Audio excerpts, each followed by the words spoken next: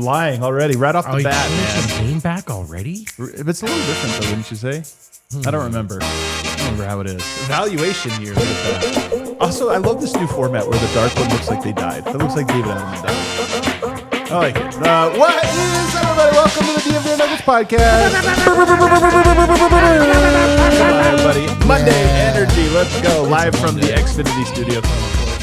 Xfinity. Imagine that. Locking that 5-year price guarantee. Great show for you. We've had a couple days off to kind of think about our lives, where we are, recontextualize everything that's happening. What it was for? Is that what you didn't do that? No, I didn't do any of that. Yeah, really, not once. No. I looked outward.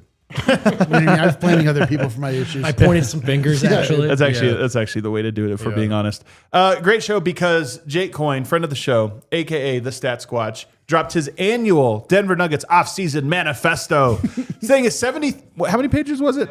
73 pages, and yet dense with information. I guarantee that Ben Wallace is like, I can't get through this. It's like, intern, give me the breakdown of this in bullet point form, please. But there's a lot of good stuff in there, man. I always feel like it sets the table for the off season and really the discussion because it kind of gives some ideas. Even we have been kicking around. You know, he corrects that there's some things here about, hey, you have to consider provision C14-932 of the CBA, page number 194. It's great how this can be both a league that's just apparently a highlight league, and then also you need a law degree. Yeah, you do. I mean, honestly, every fan base needs a Jake Coyne, and those that don't have it, man, they're in the darkness. You need somebody to thumb through the CBA and the salary cap sheet and be like, okay, this is possible. Can we trade ore for wood or whatever? It's a good. We tried that actually. We tried that. Okay.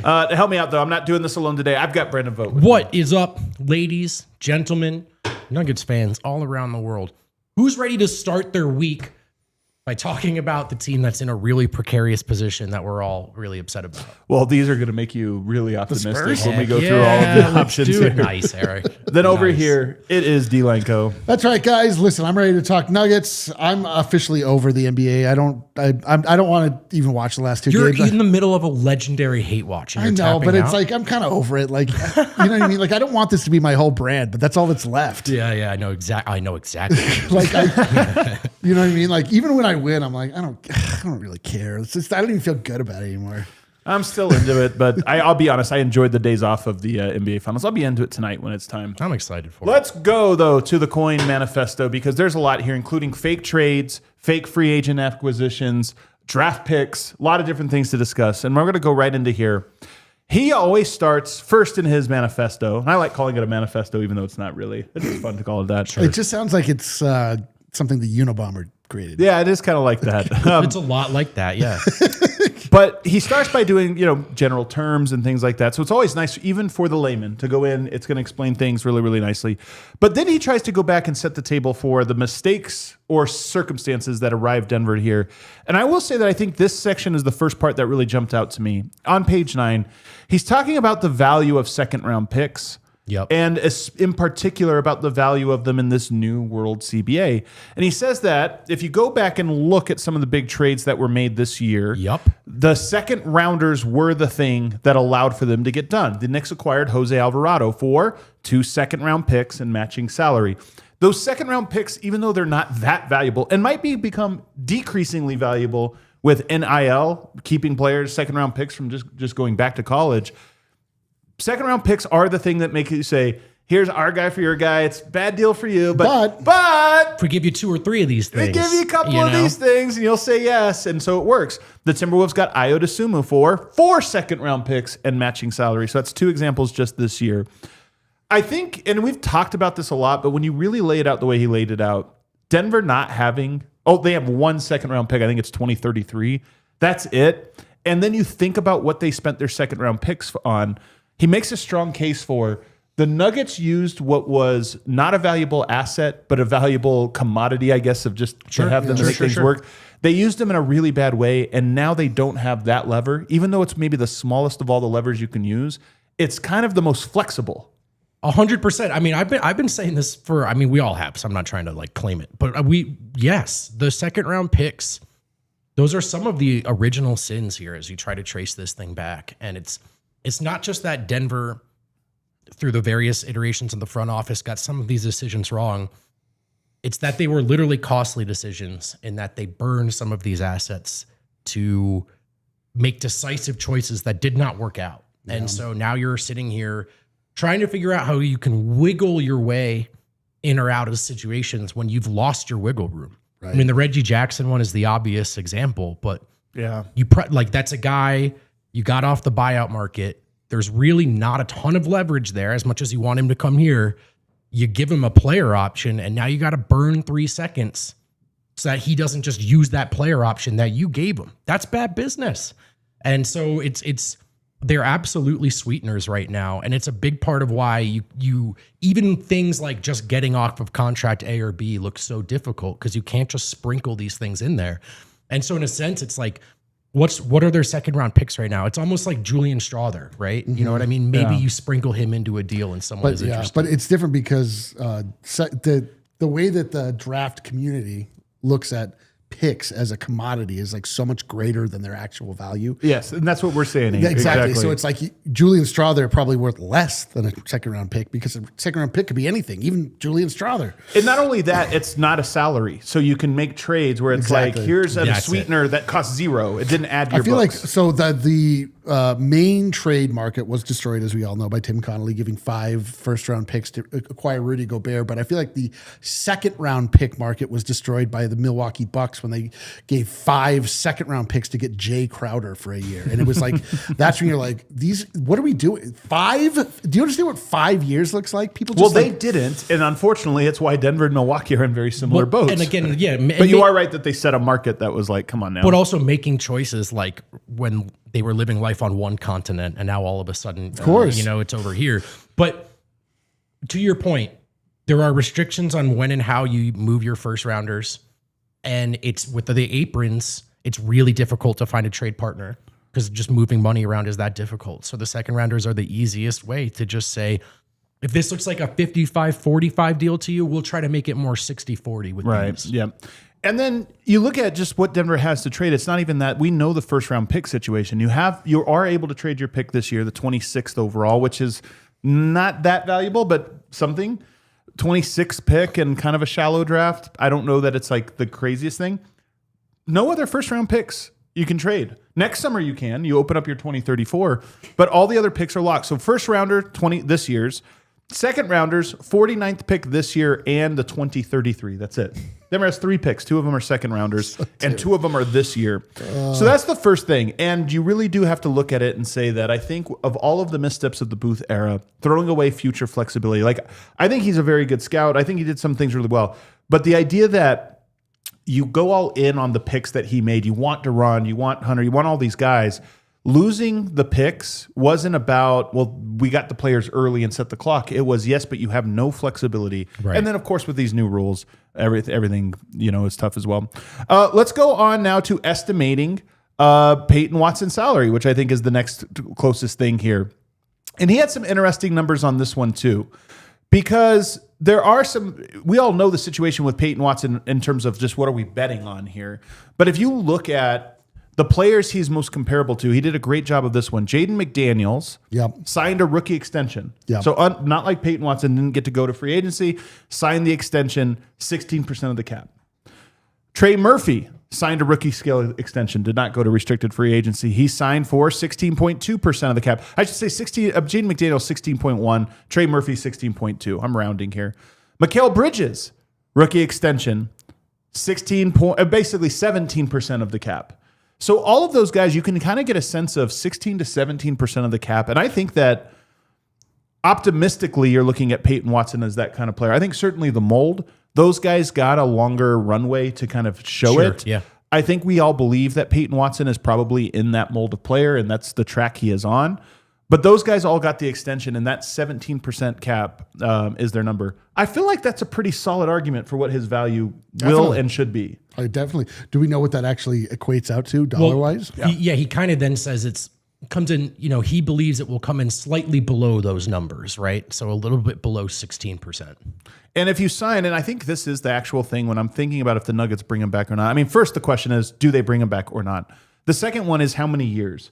Because if you're going to try to get him for a long-term, like 5-year deal, you're probably paying the premium of we're getting you for this really long-term deal, which is probably, in my opinion, north of the $25 million a year number. It's like, hey, if you want me that bad, and I'm going to put basically my entire ascension to my prime in your hands, it has to be a top-end number.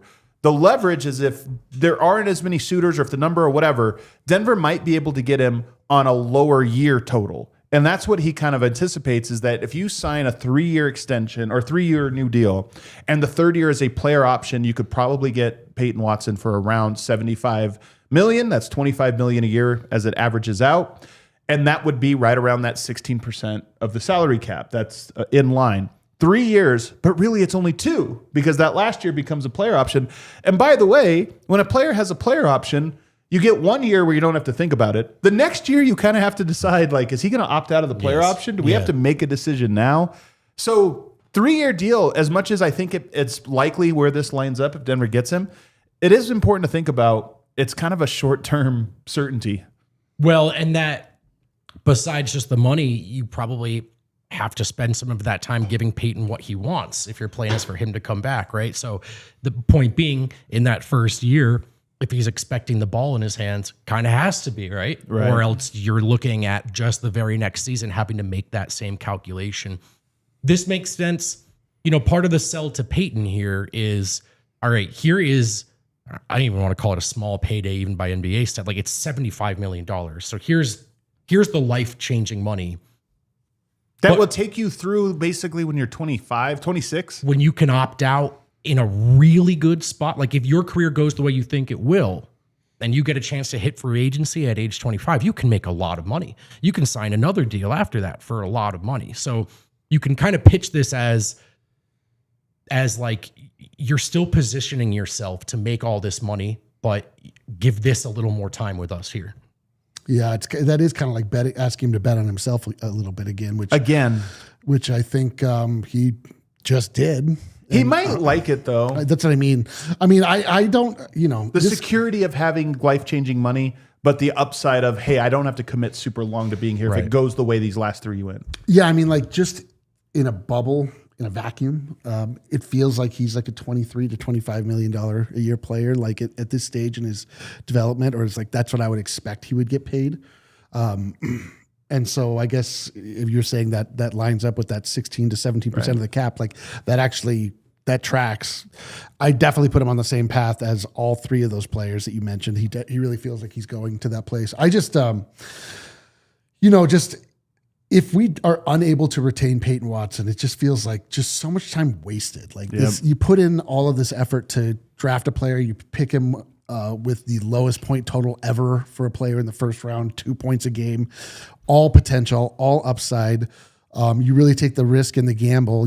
If memory serves, I think we traded to get into that spot too. Like we traded up to get him. It was like you would have wasted a lot, man. It would have been right. Like that's the weird thing is it actually was worth investing in. Just did they maximize? That's what I'm saying. It's like for all of this to give up all of that, and then for just somebody else to reap the rewards of putting in the work to raise Peyton Watson would feel like unjust. If he does sign for that of roughly $25 million annual, what percentage would you say that he exceeds that contract? What would you say are the percentages that he underperforms it? That's a wonderful question. I honestly don't know. It's just like kind of how you would guess it out. Because I do think all options are possible. I like it at that. I think bigger than that number, I would be worried about him underperforming. I think at that number, Peyton's shown us he's at least worth the intrigue. 70-30? Yeah, 70-30 works for me. What do you think? I think it's Peyton's ascension last year was dramatic. He really, he played to the level of that contract, no problem in the time that he played. We obviously lost him for a long period of time, and it caused you to wonder, is this guy? How much does he care about the team? But I think you gotta, to quote a great philosopher, I think you gotta pay, man. I think you gotta like just go and like get that guy back under contract, because not only that, like just the way that he looks at Nikola Jokic, like you can just tell he has a real reverence for who he is. He respects and appreciates the position he's been put in to actually get to play under and with Nikola Jokic. And that's all that stuff that's like unquantifiable. You know, you don't know, like people coming in, you know, would be excited, but there's something different about being like kind of raised by and really knowing the inside. Yeah. I think for me, 60-40, and most of the 40 comes from things that are beyond his control. I think injury, you know, just health. Especially if you're talking about essentially 2 years under contract with a player option. All it takes is one injury, and all of a sudden it's like, was this worth it? Because now a guy got missed, you know, half a year.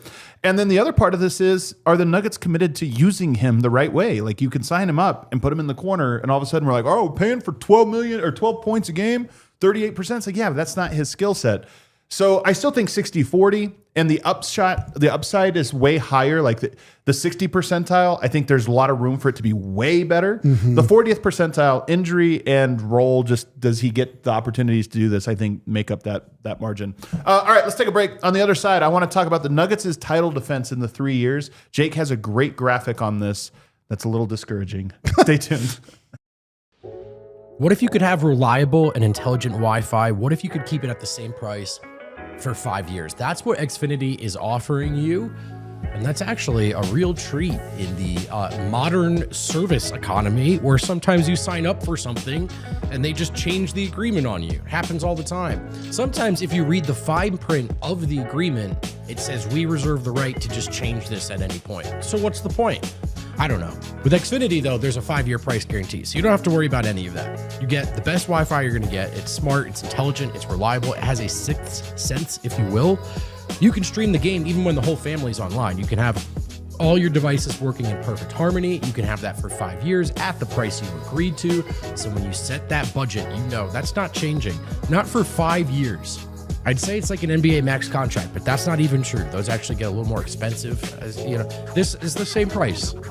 Imagine that. Lock in your price and unlock the possibilities with Xfinity. Learn more at Xfinity.com. Select plans only. Restrictions do apply. Rocky Mountain Cancer Centers, unfortunately, wants to remind you every 30 seconds, someone in the U.S. is diagnosed with cancer. That's 1 in 2 men, 1 in 3 women. Chances are you know someone, maybe a friend, a family member, a coworker, could even been you who's been affected here. And as the official sponsor of Denver sports fans, Rocky Mountain Cancer Centers does treat more adult cancer than anyone else in Colorado. You support your team. RMCC is the team that supports you, and you can be a team player. We're teaming up with Rocky Mountain Cancer Centers to ask you the question, to remind you, have you gotten a screening recently? You should. Get screened. Be a team player. And if you find out you or a loved one does need treatment, remember that RMCC is there to help. With 30 years delivering nationally recognized care right here at home, treating more adult cancers than anyone else in the state. Rocky Mountain Cancer Centers, your courage, their expertise. Sorry. All right, back here, segment 2, DNVR Nuggets podcast, and we are looking at the manifesto by Jake Coyne, always a good one. We've retweeted it. You're going to want to check it out. But we're going line by line with it. So open it up and follow along with us. I am on page 17, and I have a graphic here. Hold on, Kale. If you look at one thing I'm going to say is in 2023, the Nuggets win the title, 16-4, go 10-1 down the stretch, dominant performances, and people all said a dynasty is coming. Now they've said that for a lot of teams, and I think the Nuggets has aged the worst because people are like they were nowhere near a dynasty, which is mostly true. But the thing is, they had one of the youngest cores. This is the other thing that the last 3 years makes us forget, because the Nuggets are still not old, but they were young in 2023. Average age, weighted age of the players playing, 27.9. So you can pull this up now, Kale. If you look at this for the last, what are we looking at, since 1984, the youngest cores, do you have it? 2025 Thunder, the youngest, as we all know. Did I not send you this other one? Maybe I didn't. This is the one, yeah. The one, yep. Their average age, 25.8. The Warriors in 2015 were younger than the Nuggets in 2023, 27.4. Nuggets, 27.9. Then you go to 03 Spurs, 91 Bulls, 09 Lakers, like so on and so forth. But if the thing that matters is, What happened in the 3 years after the championship for all of these young teams? Well, the Thunder have won 2 series since then, but it's only been 1 year. So they have 2 more years to add to that total. They have not won a title yet. The Warriors won 11 series and 2 more championships. The Nuggets won 2 series and no championships, both first rounders. The Spurs, 6. The Bulls, 9. Lakers, 6. You see 7, 10, 6, and 7, which means of the 10 youngest teams to win a championship over the last 30, 40 years, the Nuggets are the worst and had the worst follow-up statistically. Well, first of all, let me just say that's awesome, and thanks for bringing it up. Yeah. Second of all, and one of only 2 teams not to win. The 04 Pistons are the only other team that not get at least one in the next 3 years. Yeah, this is a really beautiful summation of how frustrating this has been. For me, the first thing I think of is just 2024, which I just still think was so about them and on them. You know, there's, I think, a conversation to be had about the nuances of the direction the league is heading in and what it's been like since, and how it's felt like maybe it's just not even about Denver anymore. Yeah. 2024 feels like the ultimate controllable year to me, from the decisions they made in that summer to losing that series to just sort of talking about fatigue all the time. It's like that's the inexcusable one to me. But the bottom line here is it just illustrates the lack of success that they've had, and that this really is, as much as we hate to admit it, an increasingly so Bucks-like turn since finally reaching the mountaintop. Yeah, I mean, hopefully they don't continue the Bucks-like turn where they start to just like make wholesale changes to completely change their identity. Death rattle. Yeah, just death rattle stuff. What a bummer. You know, maybe that's what they need.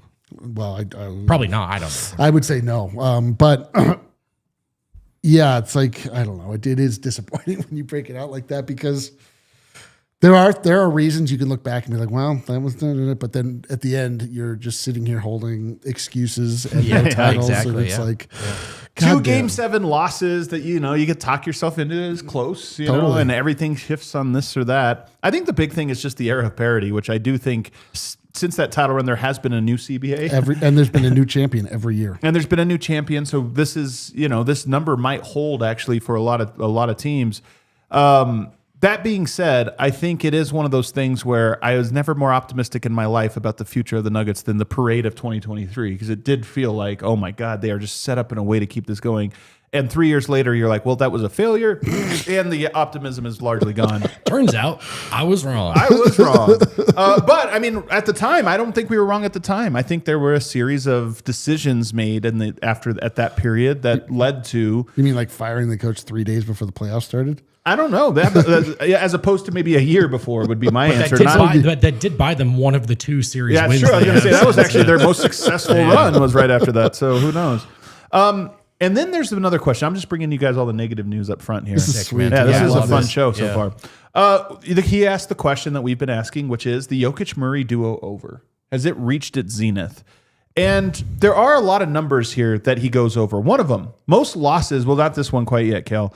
Most losses when leading by 10-plus points at the half this season. Number 1, the Memphis Grizzlies. They sucked. Number 2, the New Orleans Pelicans. They sucked. Number 3, the Denver Nuggets. Blew a lot of leads. Not exactly good in the clutch. A lot of clutch failure. And if you look at just losses when leading by 10-plus points in the second half of the Jokic era, this year was by far the most. Second most was 2022. There is no Jamal. And the one before that was 2018 when Jamal was just a puppy. So the Nuggets this year blowing big leads was a unique stat, like a unique thing for them. And then you look at the clutch stuff this year. Wasn't clutch like they had been traditionally. Not at all. But then you bring up to this one, which is how many duos led their team in scoring twice en route to a championship 4 years apart? Because that's now what we're asking. Can this duo do it? Here's the list of teams all time. Kale. There it is. The 2015 and 2022 Warriors, Steph and Clay. Yep. That one is kind of a unique one, but I mean, obviously that was the blueprint for a dynasty, a team that was relevant for a decade. 2007 to 2014 Spurs. What's interesting here is it was Duncan and then Parker, then it became Parker and then Duncan. But, that's another outlier. 93 to 98 Bulls, Jordan and Pippen. Another one that feels like an outlier because it's those 2 guys and completely different teams from the first three-peat to the second one. Then you go all the way back to 1965 Celtics, where you have Sam Jones and John Havlicek. When we talk about the history of the NBA, and you can only give 4 examples, and they're all like super iconic teams. Yeah. It's not that encouraging.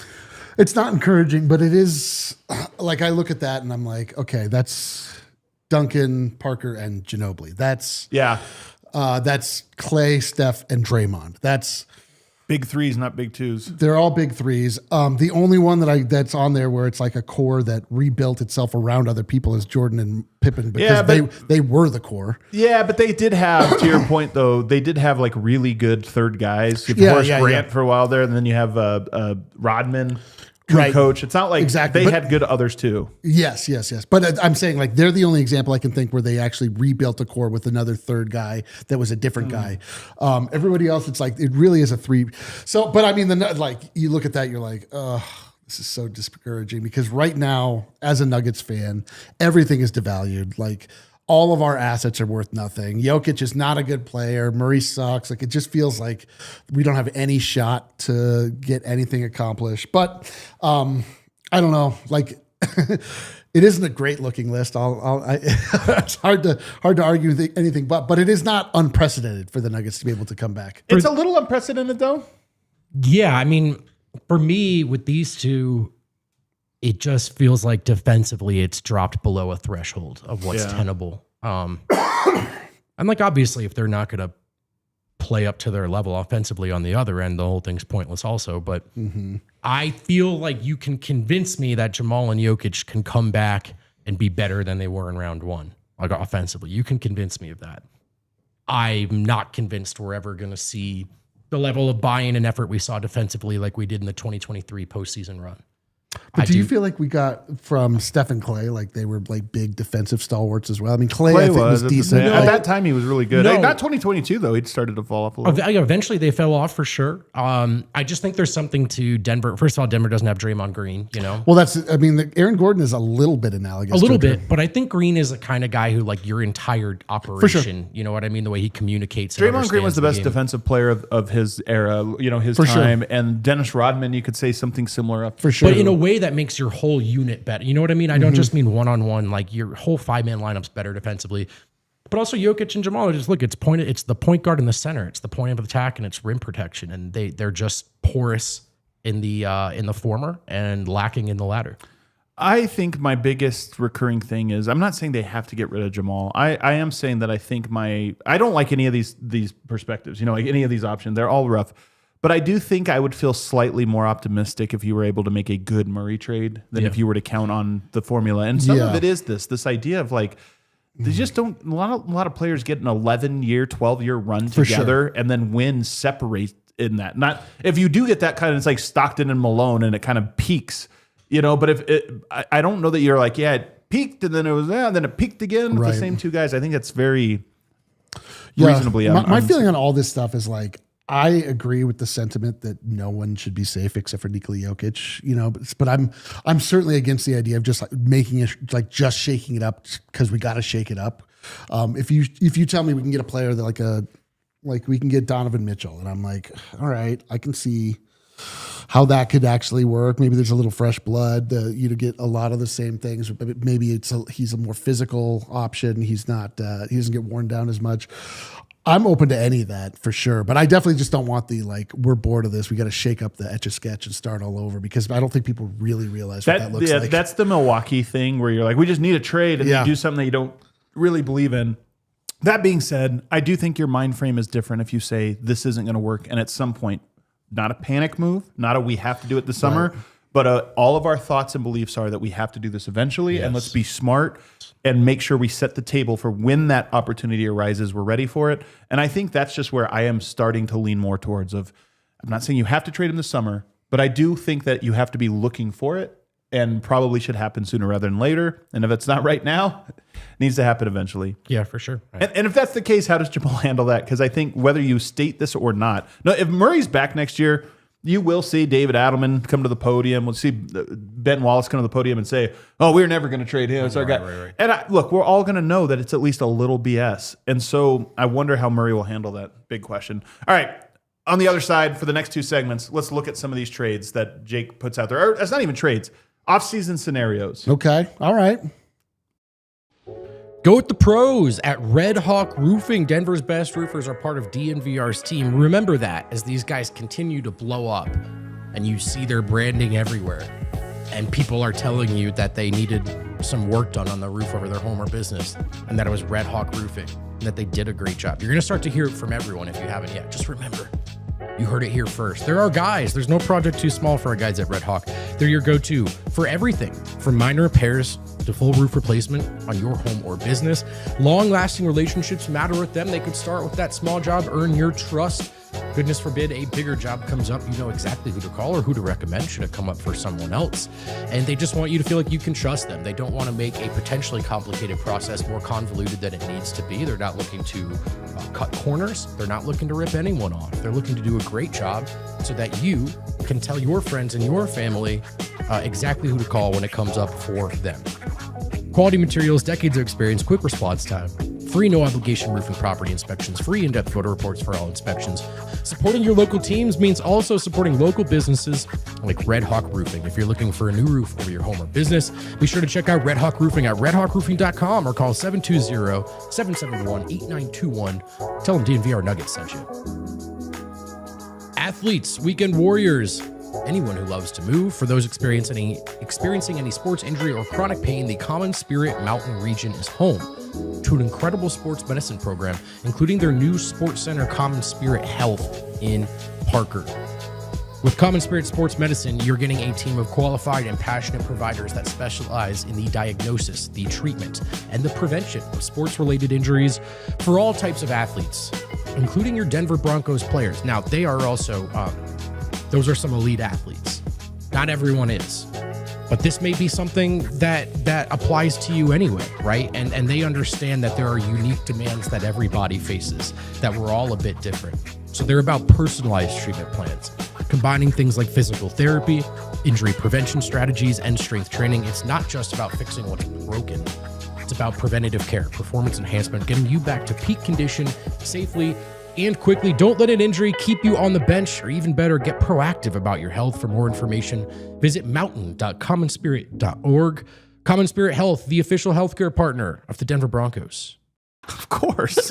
All right, welcome back, everybody. Segment 3, DNVR Nuggets podcast. Before we get into the actual scenarios, I do want to talk about, he has some unrealistic trade targets in here. Giannis talks about there's not really a mechanism for Denver to go there. Evan Mobley and Donovan Mitchell, probably not a mechanism there as well, nor are you sure that Cleveland would be motivated to do such a thing. Scotty Barnes and Colin Murray-Boyles, no chance. Tamani Kamara, I like that he put Tamani Kamara on this list and was like, no chance. Just don't even ask. You're like, I wasn't even thinking about him, but okay. Yeah, all right. Don't even ask. All right. Even he? Okay. And then you have Jaylen Brown. Again, whatever. I don't care. Here are the ones he calls realistic. Franz Wagner and Jalen Suggs. Ah, my guy is feeling alive. Dude, I love Franz Wagner. I just feel like I like him because he's a bit of a Jokic. But he's a bit of a Gordon, too, in that he's been injured a lot. But well, that too. Yeah. I was going to say, I think I think it's in the worst way in that I don't think that his skill set completes Jokic. It almost, you need Jokic to be or you need a different type of player around him. So but I do love Jalen Suggs. F it, I'd still do it. Davion Mitchell and Andrew Wiggins. You guys know I like this one. By the way, if I was predicting where Giannis winds up, it sure feels like Miami. And so getting in on the Miami trades would be the lever for getting here, is you're not necessarily trading guys to Miami. You're trading guys to Milwaukee and other places. Trey Murphy and DeJounte Murray. Sorry, really quickly. Is this one you're hoping to do without trading a big piece? No, you're trading big pieces here. Yeah, this is just big name players that are gettable. Yeah, are gettable. So you're not even talking about moves yet. No, I know. It's just like I wish if you could add Mitchell and Wiggins to the roster, then I'm like, that'd be great. Yeah. We're in the fourth apron. Right. All right, let's go to Trey Murphy and DeJounte Murray. Trey Murphy and DeJounte Murray. I love Trey Murphy. DeJounte Murray, I don't love. Would he end up being really good next to Yoke? Probably. Maybe DeJounte Murray. That's like the ultimate hooper. The ultimate hooper. He was a Spur for a long time. Yeah, but they got rid of him. Yeah, kind of a loose cannon. Absolute loose cannon. He's not the ultimate hooper though. You want the ultimate hooper as his last one. Kyrie Irving available if you want to go the Kyrie Irving. But Kyrie Irving has become a thinking man's hooper, and he's been successful. He doesn't like. I would trust Kyrie Irving's the way I would trust his judgment over DeJounte Murray's. Just unbelievable words coming out of Eric's mouth right now. Well, does it change your opinion knowing that he could opt out of his contract after 1 year? Well, I wouldn't trade for Kyrie, but there's no way Kyrie would like being in Denver. I don't think. He came to really like being in Dallas. I think he's like actually very happy in Dallas, although that might have been a Nico thing. I mean, sounds like he wants out. Who knows? Probably. Yeah, I don't know. I just I'm very impressed by him, but obviously we don't know what he is, who he is coming off of like such a major surgery. He is 34. Free agents he has in here. Chris Middleton's always on his list. It's going to come up in trades. I'll tell you this. What I have heard was that the Nuggets really wanted Chris Middleton a lot this last year. Middleton didn't want to leave Dallas, and he's likely to stay in Dallas. So even though he's on here as like, it makes sense, the price is right, I think that he is semi-retired. That's what I was going to say. That tells you that he doesn't care if he wins again. Correct. He's just like, I'm not moving my family. They're in school. I've got a year or two left. I'm in Dallas, man. I'm just going to stay here. You have Vucevic, which is an interesting one. Could be had, it sounds like, for the non-taxpayer MLE. I bet he could be had. Well, also, though, look, we keep talking about bringing in a Balkan buddy. Vucevic as a backup center, or whatever. Just every year we just bring in a different guy. Well, how about this one? I mean, as a backup center, I actually like it. I mean, in all sincerity, if you added Vucevic and Bogdanovic, he's also available, minimum guy. It's like, all right, you have two buddies, man, two of his best friends in the entire NBA. I would be down for Bogdanovic as on a minimum for sure. But Vucevic is your replacement for Big Val? Yep. On like a cheap deal? For sure. Yeah, I mean, both those teams are I think Vucevic on a minimum is intriguing. I think at this point in 2026, if you like what the Celtics did to like get him as like, hey, maybe this will be a core piece. And they didn't even use him. That was wild. Yeah. Kevon Looney, who I've always liked, but I mean, he is just kind of a minimum guy. I mean, in 2026. Yeah. And then Torian Prince is like, he's kind of the new Covington. You think he's what you need, but it's not really. Yeah. All right, let's move on now to the scenario, shall we? All right, the run it back. Kale, bring up I guess that's the one. The run it back. This one just brings everybody back, and you get Bogdanovic on a minimum to replace Tim Hardaway Jr. You get Dwight Powell, who's kind of sucks, but he's like Nick Collison. He's like a great locker room guy, but if you're counting on him for any kind of sustained minutes. Tell me you can't envision what his Denver stint backing up Jokic would look like. I know. Jokic's plus minus gap back on the menu, boys. You could see this, 40-point on-off swing. The crazy thing is, like, when I think about Dwight Powell, I just think about how Jokic just absolutely abuses him. I don't know if it's like that with every team. It is, though. He does not. I mean, he is like what DJ was this year. Jones would be ahead of Holmes, no? Probably, yeah, almost certainly. I do like that we get Swain in this, fantasy scenario, which is kind of exciting. Yeah, which is not happening. Christian Braun coming off the bench is like, oh man, that's not too bad. We'll see. The problem with this one is you are paying a $299 million luxury tax bill. $300 million? That's that option. Do you guys think they'll go for it? No, I don't think they'll go for it. I don't.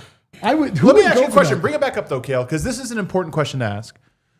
Can this team win a championship? I don't think they would. I think they definitely can. Absolutely. Can, sure. Like, look, I'll tell you this. I did Serbian Corner with Miroslav and Sam Esfandiari, and Sam was really bullish on the idea of, the 2022 Warriors. They just kind of hung around. Yeah. And they really did get lucky with how injuries broke. You're right. And I asked him if there's still value to this in this league, which appears to be a little different, a little deeper. And he said there absolutely still is. He still feels like if the path breaks right, if there's the wrong injury to someone in San Antonio or OKC, when you have Jokic, you could just step your way into a 22 ring. So my thing is, if you do not trade Jamal or Aaron, if you don't do that, do this. Run it all the way back. The problem is it sets you up also for that same luxury tax bill in years to come because you're signing Peyton to an extension. You still have Christian. You still have AG, Jokic, Jamal. Like if you told me they were willing to pay $300 million for 1 year, I would not believe you. But if you told me no, for real, I'm like, okay, well they're not doing it again, and so eventually this kicks the can down the road. Yes. I will say this: I think that team absolutely can. I wouldn't pick them. I'd probably give them fourth best odds entering next year. Yeah. And I do think that they would need to add more ball handling. Would they have the flexibility to do that being a second apron team? Probably not. But I do think that team, to me, like we're in the bottom of the barrel right now. That team's good, man. They're very good. That team is really good. Not only that, like I said this on another show, like it's just, no one really appreciates the injury luck that goes into getting to a finals, winning the championship. The Knicks and the Spurs have been blessed in that they have had the best injury luck. They've also survived it though, because OG Anunoby was gone for a long time. The Nuggets also and they were just in the East. Some injury luck in the first round. Like the other team's best player got hurt, man. But the Knicks and the Spurs have all of their top players. Yeah, like without your top player, the Oklahoma City Thunder just came. It's a really good point. It happened to the deepest team we've seen. The Oklahoma City Thunder, their strength was their depth, and it still didn't matter. Back on this though, Eric, is because there is a thing where it's like we say that when a team survives it. But if the Knicks would have lost earlier, we would have said Mitchell Robinson didn't start the playoffs. OG Anunoby was out. But that's the point. But they overcame it. So I'm saying they didn't avoid injury luck. They overcame it. And now they're healthy. But at this stage, the actual final part, like I think they were missing key guys in every round, though. But like when you are facing the top level competition and you have to have all of your guys. You just have to. Like I'd be surprised if there was an example of a team that overcame losing their top players into the final. Yeah. Let's go to number 2. The run it back minus Cam Johnson, shall we? The run it back minus Cam Johnson. The levers here is Cam gets traded to, I hate this, to Phoenix for Corey Kispert by way of the Atlanta Hawks. Oh, Michael Malone's ears are ringing. I know. Kispert's been, I think this is the 7th straight year we've tried to trade for Corey Kispert. Yep. This one, though, is really more of a Cam Johnson salary dump where you're taking back $14 million in Corey Kispert and getting rid of $23 million in Cam Johnson. You are sending him back to his home of Phoenix, where we know he wants to go. The other trade that you make in this one is you get rid of Zeke Naji and Julian Strawther, and you acquire Cam Whitmore. You also part ways with the pick that you have this year to make this one happen. So your roster ends up being Jamal Murray, Christian Braun, Peyton Watson, Aaron Gordon, Nikola Jokic. A roster lineup we've seen, what did I say, 22 minutes of in 4 years? Aaron Holiday, Bruce Brown, Corey Kispert, Deron Holmes, Jock Landale, Pickett, Whitmore, Roddy, and then you drafted this Nelson fella who's in a lot of these.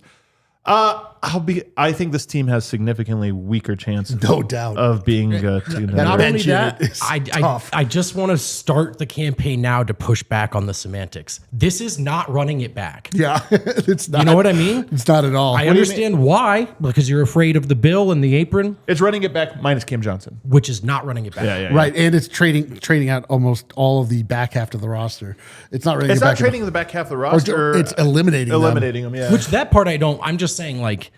It's not. I agree with you. I don't think like semantically, this is not running it back. This is like. I don't think your chances got better because you just dropped Cam. You know, definitely not. Bring it back up real quick, Kale. The inflection points for that last one. You need Deron Holmes to really hit. Yep. Jock Landale. Somehow Spencer Jones is not part of this deal, which is weird to me. I thought he was. It's pretty thin. You're right. That bench is like, you're talking about one injury. Let's say Aaron Gordon missed 20 straight games. Dude. Who are you starting? Come on down, David Roddy. Imagine this lineup. Aaron Holiday on ball, passing it to Bruce Brown. Yeah. Corey Kispert is this down feels like low. a first round exit, man. This feels like a first round exit, maybe a play-in team. The starting lineup is I'm intrigued. I'm very intrigued. It's a great starting lineup. This should be the starting lineup. Yes. This can't be the only. Heavy Metal in the chat says, I don't see this team as much weaker than the other one. I'd rather have this for the financial flexibility. Both have a second round ceiling. We found the Cronky burner. Let's do the run it back now minus Christian Braun. So this is one you get rid of Christian Braun. And the mechanism here is that Christian Braun is traded along with the 26th overall pick for Isaac Okoro and Trey Jones to the Chicago Bulls. And then you complete a trade that sends Julian Strawther for Yves Missi. You also have to part ways with your 1 second-round pick out in 2033. Those are the two mechanisms here. I will say this. I've compared Okoro to Christian Braun a lot. I think that if those two roles were switched, we might be looking at these two players exactly opposite. Okoro, good defensive player, not a lot of offensive skill, but he does the right thing every time, and so there's that. I think he's a little bit worse than Christian Braun. But he's not worth 100. He's not. But he's cheaper. He doesn't cost $125 million. He's probably a better value, basically, when you say contract for contract. Yves Missi, I like. Could be good. That part of it was intriguing to me. That part of it's intriguing to me. Bring it back up, Kill. I just want to keep looking at it here as we try to study it. I like that you still have Spencer Jones, who's somehow a third on the depth chart, almost certainly would be over Deron Holmes. I mean, I think if there's a world where you get off of this Christian contract and you're keeping Peyton and Cam, that would be a win. Trey Jones, kind of a real ball guard. Mm-hmm. Bruce Brown is your small forward. I saw a couple podcasts talking about like trying to make a sneaky, excellent addition, trying to get Christian Braun. I think like we inside of Nuggets Nation are very, very down on Christian Braun, but it's like this thing where I don't think other people are looking at him as such. I mean, obviously he comes up with I think this is a good trade, though. The worst contract. This to me is not a dump. If you got 2 players for him, Okoro and Jones, both of whom would be in your top like 8, I actually think that's a good, especially when you're talking about you need to open a spot for PWat, so you want bench guys. Balances the roster and the cap sheet better, and you have guys. I just think this final product here is still deficient at like ball handling and probably perimeter defense. I mean, I like with size at least. Spencer Jones slides into Bruce's spot. It does, frankly. but there's a world. I mean, this is a world where that probably doesn't. Deron Holmes in this lineup has to make a huge leap. He has to have a Peyton Watson like leap where he's like a legitimate every night Have you guys seen it's floating around Twitter? Someone's analytical profile has Deron Holmes as like a stud. Yeah, I just feel like, has he played any basketball that's mattered at all? How could you know? But in the land of Jokic, who are we to fully dismiss some early analytical encouraging signs? True. Let's take a break. On the other side, we got 6 more scenarios. Casamigos. It's the drink of the World Cup. Did you know? Now you know. Bring your friends, your fans, and your frenemies together. One Casamigos marg at a time. The World Cup brings the world together. Casamigos can bring your party together, your gathering together. People from all over the world, or at least just all over the bar. You know what I mean? Bring them all together. No matter who you're supporting, say cheers for the Casamigos margarita. There's plenty of time to yell at each other and get angry about national pride and the results of sports. But before all of that gets going, just kick it off with a cheers. You know what I mean? Whatever cheers is in their language. You get the idea. Get some Casamigos, get everyone together. Pair your World Cup watch party food with delicious, new, ready-to-go Casamigos margaritas made with the best simple ingredients, Blanco tequila, lime juice, and natural flavors. They're sure to rival any of your favorite hangout spots. Uncork, pour over ice, and garnish with lime. It's 110 calories per serving because it's real juice.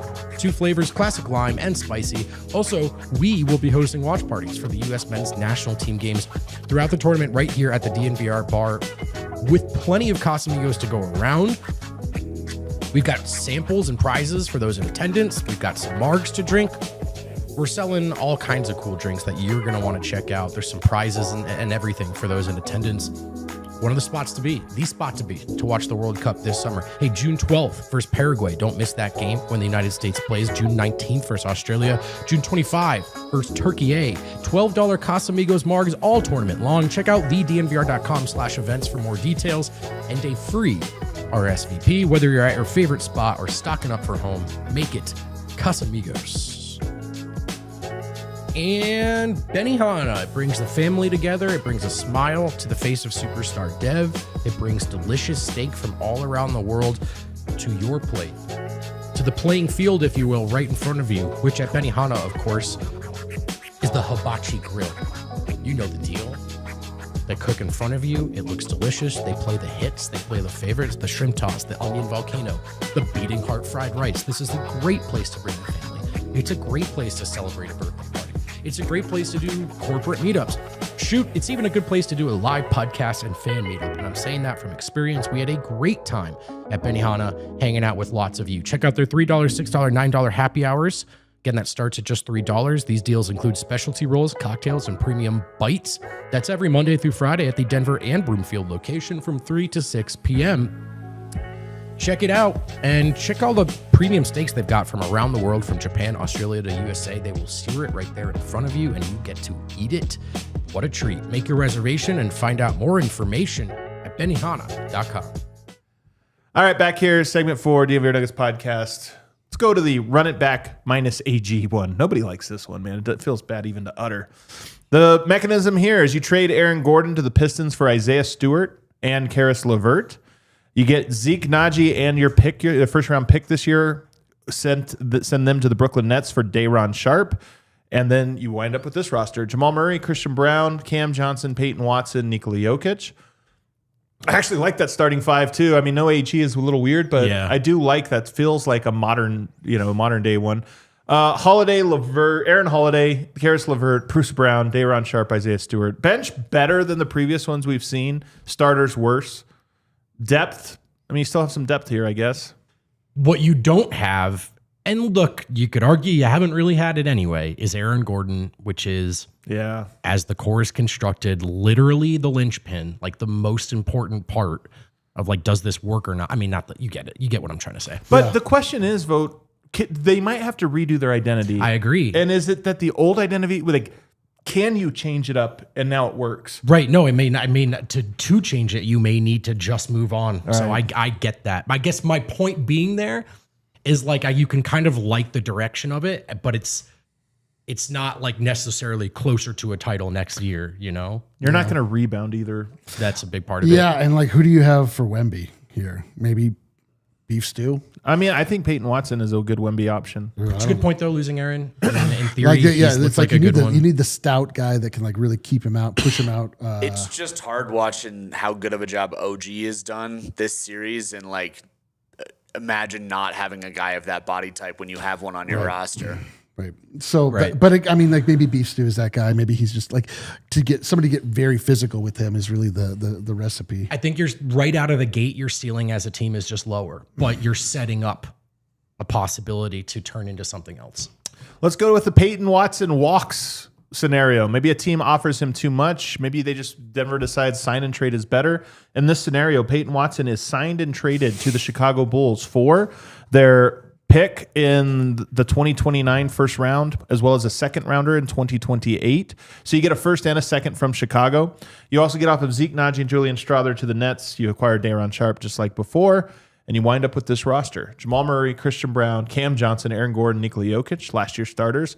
Bruce Brown, Bogdanovich, Middleton, which again, I don't think this one's going to happen. So some of these are unrealistic because I don't think Middleton's leaving. Right. DeRon Holmes, Day'Ron Sharpe. You get which Mitchell did we pick up here on this one? Did I see? That's not Davion Mitchell. That's what I'm trying to find out here. Where this Donovan trade? Mitchell is our third.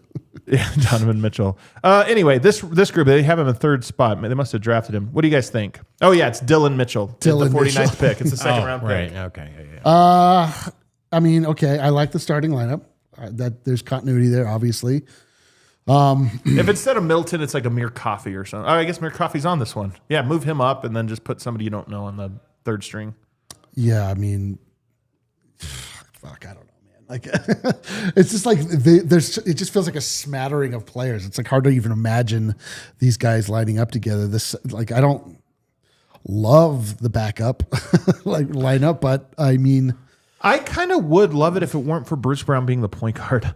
Like if there was one other ball handler here, I actually wouldn't mind this lineup at all. You also, depending on how excited you are about Day'Ron Sharpe, who is, a player coming back, you did use a first round pick to move off of Julian and Zeke. I know. And also, that feels like more of what you've been doing, but it may just be where you're at now. I get that. But also, like, I don't feel like you're addressing your weaknesses. Ball handling. You just need, like, every year it's like we need a backup five and we need a ball handler. We just like I think Day'Ron Sharpe's an above average backup five. I think he's a fine option. That's like an above average one. I'm just saying, like, every year it's that, and we addressed it last year with one guy, but it's like we keep not quite addressing the ball handling need as much as we need. The ball handling one on this is very deficient, I think. Yeah, there's no doubt about it. And that's why I don't love it. Let's go to the next one, the roster turnover. I like this. Let's blow it up. It's time to blow it up. The Lakers get Peyton Watson. The Nuggets get Dalton Connect. And a 2031 first-round pick from the Lakers. So he goes to the Lakers, but you get Dalton Connect, who I hate, and a 2031 pick. Then you send Cam Johnson and Zeke Naji to the Bulls for one of my least favorite players in the league, Patrick Williams, who has several years left. Great start with the guys coming in so far. Yes, but you also get you also send over the 26th overall pick this year. Let's see. I'm trying to find out how this one came. Oh, no. You get the 2032 first round pick from the Bulls. And that's kind of the keystone trade. So you're acquiring more assets. So in total, Denver trades away. Oh, where did Jamal Murray go? Did I have that? Maybe he didn't have it. So Denver trades away in this scenario Jamal Murray, DeRon Holmes, Julian Strawther, their first round pick in 2031 and the 2033 pick, but you Oh, this is the next one. I'm sorry. I can't figure it out. Go to the final one. Yeah, this is where they get Kawhi Leonard. So the blow it up is that you receive Kawhi Leonard and Chris Dunn. Long story short, this is the trade that moves all of your pieces and you end up with this roster. Chris Dunn, Tim Hardaway Jr., Kawhi Leonard, Aaron Gordon, Nikola Jokic. Kale, can you bring it up? Aaron Holiday, Bruce Brown, Corey Kispert, Patrick Williams, Jock Landale. And then you have Bogdanovich, Pickett, Connect, Spencer Jones, and Reed. Completely different roster. Almost insane.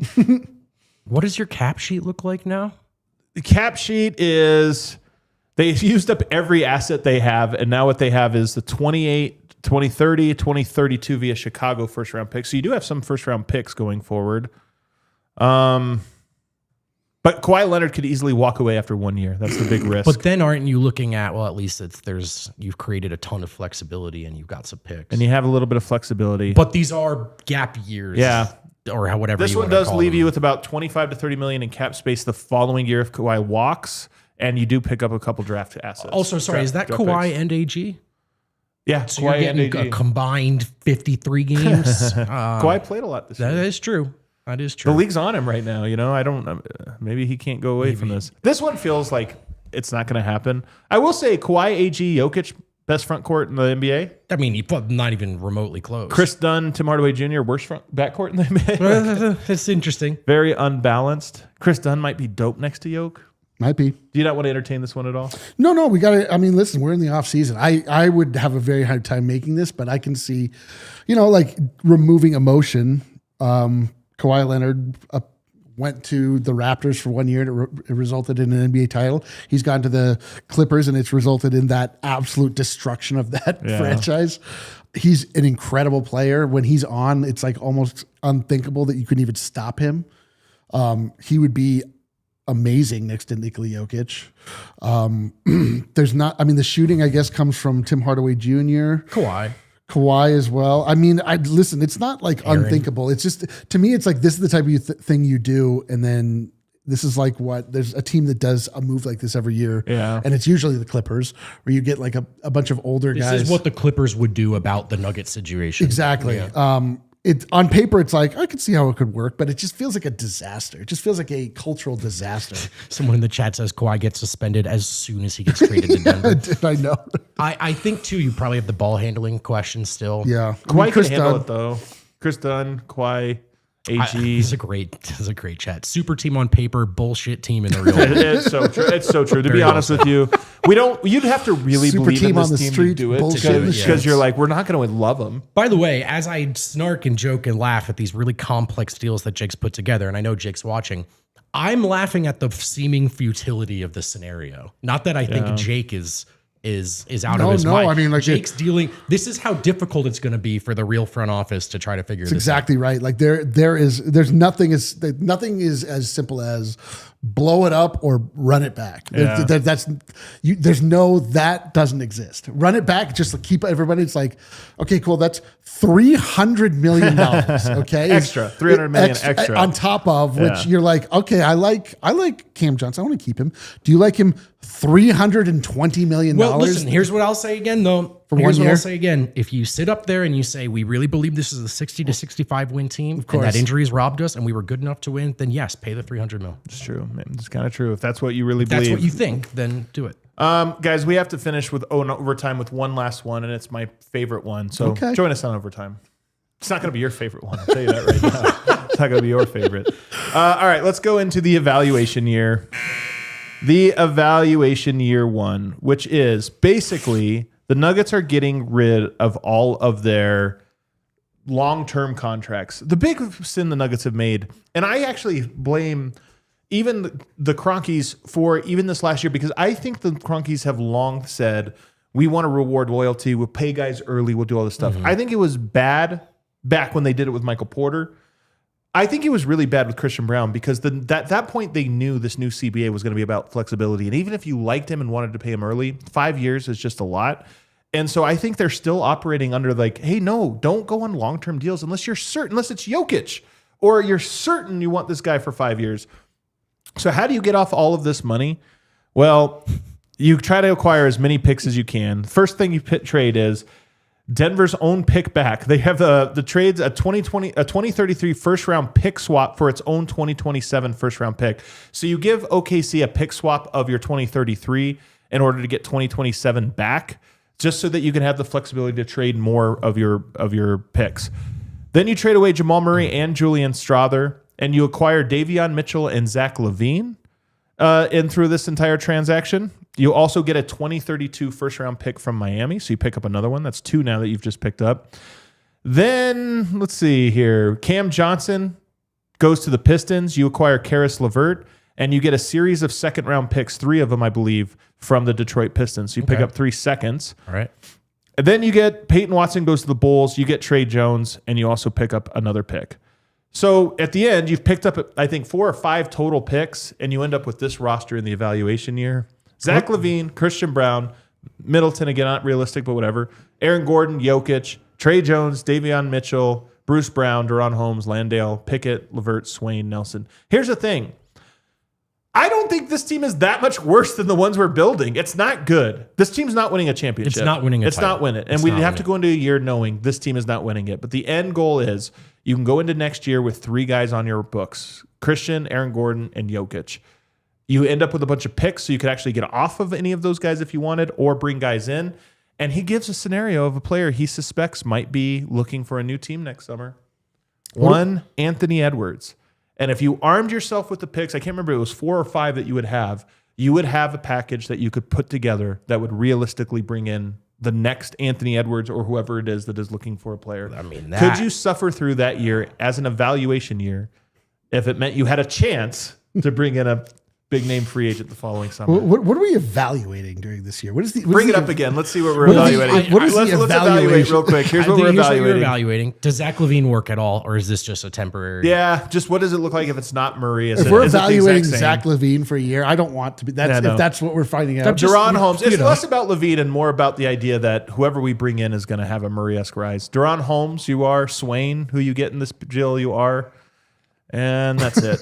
Yeah, like to me, this Maybe is not. Christian Braun even a little. I feel like you call that a reset year, not an evaluation Well, I don't even know. year. Yeah, evaluating Evaluating feels Aaron like a Gordon's brand- hamstrings. Yeah, Is this that a too. better I mean, like or what you're worse doing is you're evaluating how much you love NBA basketball. Like, can you sit through a year like this, which would be an abject disaster, with the thought that the Knicks built their entire last decade on, which was we got to clear out space so that we can get Giannis. We got to clear out space, and they ultimately they cleared out a bunch of space, and they got, unfortunately, Jalen Brunson, which was such a big bummer for them. But it worked out somehow. But it was like never the move that they were actually trying to make. They were trying to always get LeBron James, Giannis. But for some people, it does. There are some stories out there of organizations that have set like really comprehensive 3-4 year plans in place that revolved around acquiring a very specific player. And so it can be done. It has been done. But to your point, D-Line, and like this is Harrison's point, this is what makes him uncomfortable. If this is about setting up a future move, it's like, how confident are you that it actually comes? Well, to here's the fruition? thing. I don't think you would put it all into one move, because you could also use your 5 picks on 2 or 3 moves. This is true. You could use that to build up. You would have a very clean cap sheet and a lot of draft capital to say, all right, maybe we're adding 3 players that are all pretty good, but we're putting them together and it's going to work out for us. This is something, though, that if you commit to a move like this, you are committing to the organization you have in place right now, because you can't set forth a 5-year plan and then switch horses on the 3rd year. That's a great point. Not even, I don't even think they would switch horses in the scenario, but to your point, Adelman's probably safe for 2 years because you're giving him a roster that you know is going to fail. Ben Wallace Ben Wallace is safe because they're told not to do anything. You're like, hey, we knew this roster would be bad. So you are kind of committed long term. I still look at this and say, would you tell me that I feel better though about the Nuggets' chances to really pivot next year if you cleared the books like this? And I would say yes, but boy, would the next year suck. I mean, it would suck. That year, that team right there is not that exciting. And it is time to ask yourself, it could go much longer than anyone fears, but it is time to ask yourself, like, how many years left of Jokic being exactly absolute peak of we his are this if this last year wasn't, this next year probably will be Nikola Jokic's peak. Like, I imagine this will be the best. If we didn't already just experience it, it will be this next year. I have a hard time imagining him still going up and up and up. And if you're telling me that year is the year that we're just like, well, we're not going to win. We're evaluating. We're evaluating what, like whether or not we should still be an NBA team.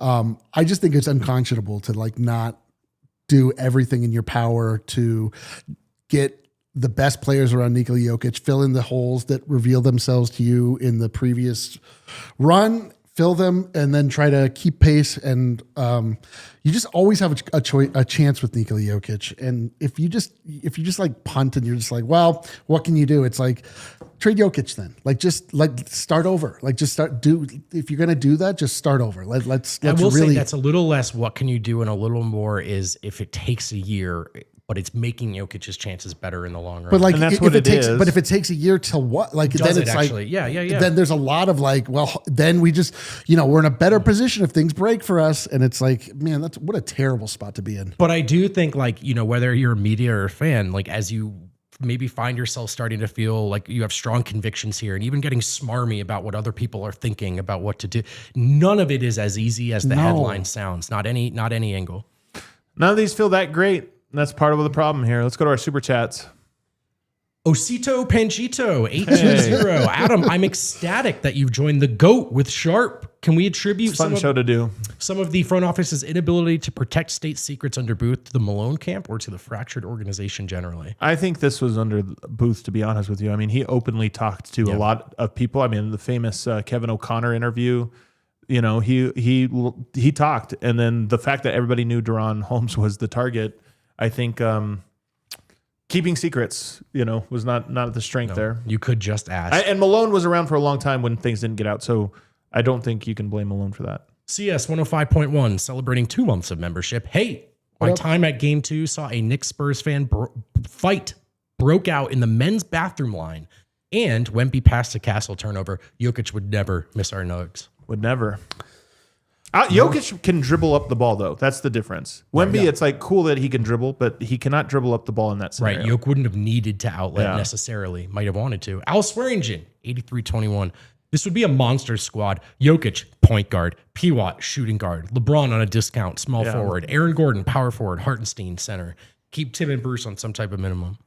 I love that we're starting Jokic and Hartenstein in this Jokic's scenario. the point guard, dude. Yeah, he's the point guard. I like how LeBron wouldn't be the point guard in that. Yeah, lineup. no. You got Jokic is the point guard, Yeah, dude. he's the point guard. Everybody, thanks for hanging out with us. We're back all week. Hit the like button on the way out.